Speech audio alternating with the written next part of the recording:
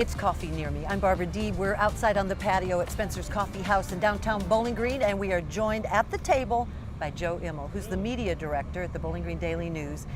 A real Renaissance guy. So, you know, in one of the earlier episodes for Coffee Near Me, we talked about your Twitter following, how you've just taken what you hear every day on the Bowling Green Warren County police scanner, you tweet it out, and it just sort of has shaped the context of this community, the fabric of this community.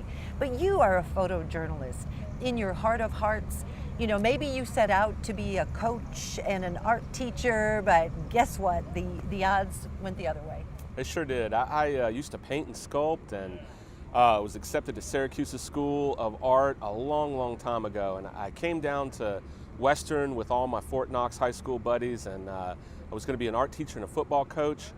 And unfortunately, I partied like a rock star. I was a terrible student, and threw all my trash supplies down, all my art supplies down a trash chute at Keene Hall.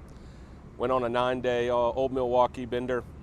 Picked up cameras. My dad had brought me a camera. He's a career military officer. Got me a camera from Turkey.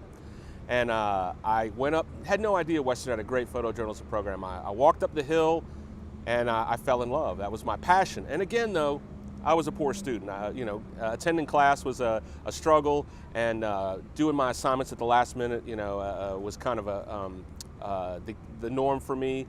And a fraternity brother of mine asked me, said, "Do you want a job in journalism?" And I said, "Sure." I packed everything up, and I went to Calhoun, Kentucky, to work for a small paper on the banks of the mighty Green River, and that was 1988 or 89. And never look back, and I love it. Well, but you're using your art. You obviously have an eye and a talent for that, but do you think someone can learn to be a photojournalist, or are certain photojournalists just born with that gift? Oh, I think people can.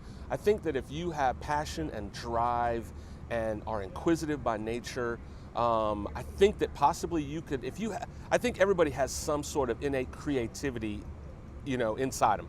I think you could learn to be a photojournalist on some level, but I think also what separates really good photojournalists is just a real passion for it, and a drive, and an incredible work ethic. I mean, you got to be there. You got a 60th of a second to record that image, and to really understand. You got to be a student of the human. Absolutely. So you have studied many humans in your career. You have shot. Who are some of the more interesting people that you've had the opportunity to take pictures of? Over the years, and the Daily News has been really good. We've always localized national stories. I've photographed President Clinton, President Obama, President Bush, President Reagan. I've photographed the Pope. I've covered the Super Bowl. I photographed Donald Trump when he was running the Miss USA down in Shreveport. But he spoke with you, yes? Yes, he did. He asked me, and I think it was, who was the Miss USA contestant from Kentucky, from Franklin. And he said, Donald Trump looked over and he said, "Are you her dad?"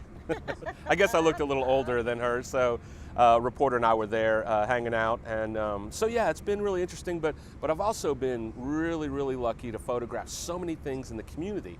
I mean, I've seen people born. Unfortunately, I've seen people die. I've been to events in the community. I've photographed people. I still walk in places, and I'll have somebody say, "You photographed me 25 years ago," or I'll walk in and see a yellow, tattered piece of paper. I walked into a hardware store one day, and on the cash register was a photo of a fireman hugging a dog he had rescued from a house fire here in Bowling Green. And I was like, and the lady behind the cash register, "That's my dad." So it's a kind of cool connection. Yeah, kind of cool. I interviewed Joe O'Donnell, who is, he's gone now, but he credits himself with having taken the picture of John Kennedy saluting his dad. Yeah. He never really got the credit for that. He was Right. a White House photographer. But he had difficulty picking his favorite photo. You don't. You have a favorite photo. Sure, and my favorite photo is the avatar that I use of my son, Zach. And so on my Twitter, it's what I use for everything. And it's a photo of a little 3.5-year-old boy with his hat turned backwards, a red shirt on, and he's holding a big camera. And that happened one day. I had documented the KKK in Bowling Green in the early 90s, and they had made a resurgence, and I was documenting them around the region. And I took Zach to a lot of assignments, and actually your son, friends of Zach, has been with him. But I didn't take Zach to those assignments, but he would see me at home editing that material. And so one day there was going to be a peace rally in opposition to the KKK, and I wanted Zach to make sure he saw the peace rally and not just the stuff that I was editing at home. And so we were shooting over on Vine Street, a big crowd marching, and I had set one camera down to shoot long, and Zach picked up my wide-angle lens, turned his hat backwards, and emulated what I was doing. And he's 24 now and off working in his own career. And he's a good photographer in his own right. He's photographed the Titans for us, made the front page of sports, but he chose politics over photojournalism, and good for him. But that's my favorite image of all time.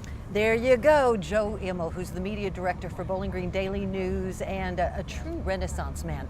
I'm Barbara Deeb. Thanks for joining us.